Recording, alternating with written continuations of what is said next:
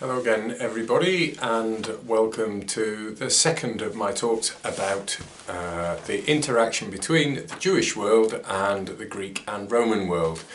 Yesterday I talked about the Maccabean revolt and some of the effects of that, both short term and medium term. Today I'm going to talk about events which happened in the 1st century BC, which had a profound effect both for Jews in the ancient world, and they have some echoes in the modern world too.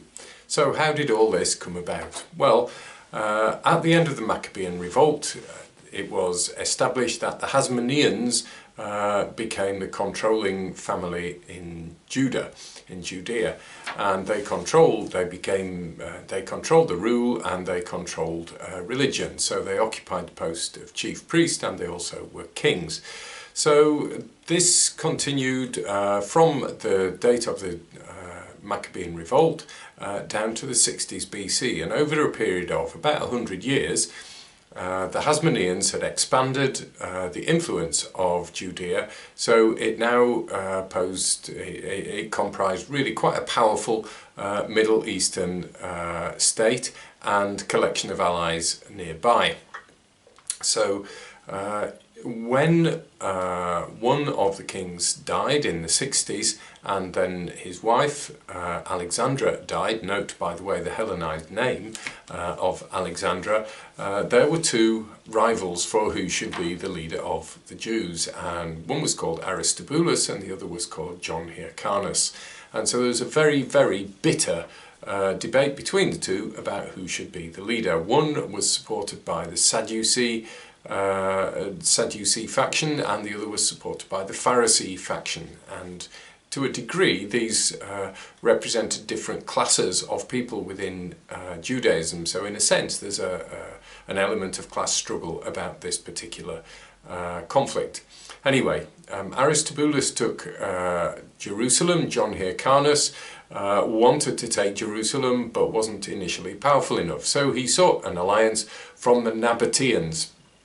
Now, the Nabateans are an interesting people. They were basically migrant or nomadic Arabs. We're not quite sure where they originated, maybe as far south as Yemen, maybe up towards Syria. Either way, there was a Nabatean kingdom by this point which was quite powerful militarily, and it occupied part of what is now in Jordan, including the town of Petra, which was later incorporated into the Roman Empire with spectacular architectural effect.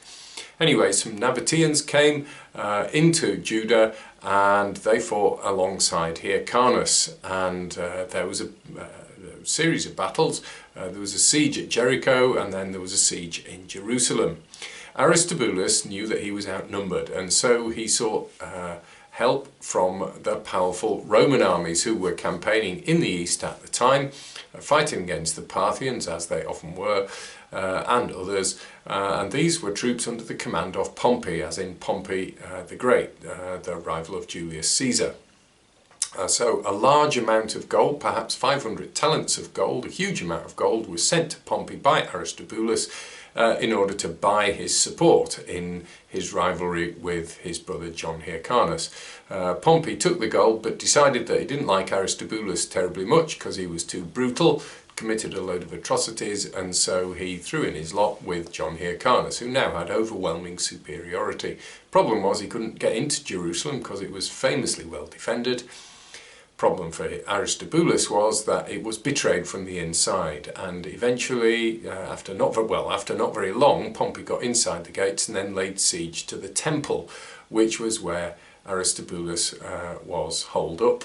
And this took quite a long time, perhaps as much as 3 months, but eventually Pompey managed to get into the temple, and Aristobulus was expelled, and John Hyrcanus was installed as leader.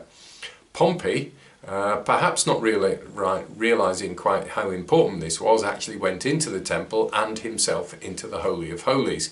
And he didn't take anything as far as we know, and he didn't do any desecrating as Antiochus Epiphanes had done previously. But nonetheless, it meant that after his visit to the Holy of Holies, the whole temple, and especially that, had to be reconsecrated the following day. Once the Jews had accepted, or John Hyrcanus had accepted the help of Pompey, however, there was a price to pay, and the Romans decided that they were going to curb the area that Judea controlled, and they were going to curb the powers of John Hyrcanus and the Hasmoneans. This had a very great effect indeed, because it shrank the power and the geographical extent of Judea, and that to a degree still has an echo in the modern state of Israel and what Israel is and what Israel would like to be. So that had a very, very long-lasting effect. It had a short-term effect because Hyrcanus and the other Hasmoneans were established first as what was called ethnarchs, which means rulers of their people. Ethnos in Greek is a people. Interesting that Greek terminology is being used here. It was the lingua franca of the Middle East, really Greek rather than Latin.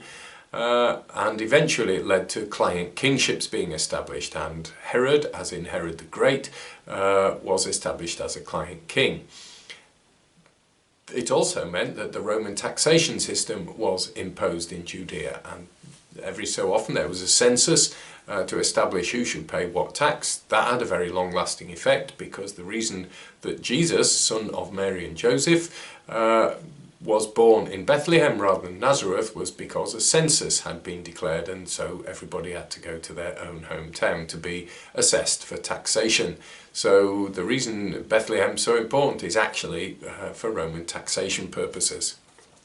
So what does all this have to do with now? Well, it's partly to do with the origins of Christianity. It's partly to do with the increasing Hellenization of Judaism at the time, the loss of control and right to rule of the Jews over their own state and their own, what they considered their own land, and that's had a profound effect on the modern state of Israel.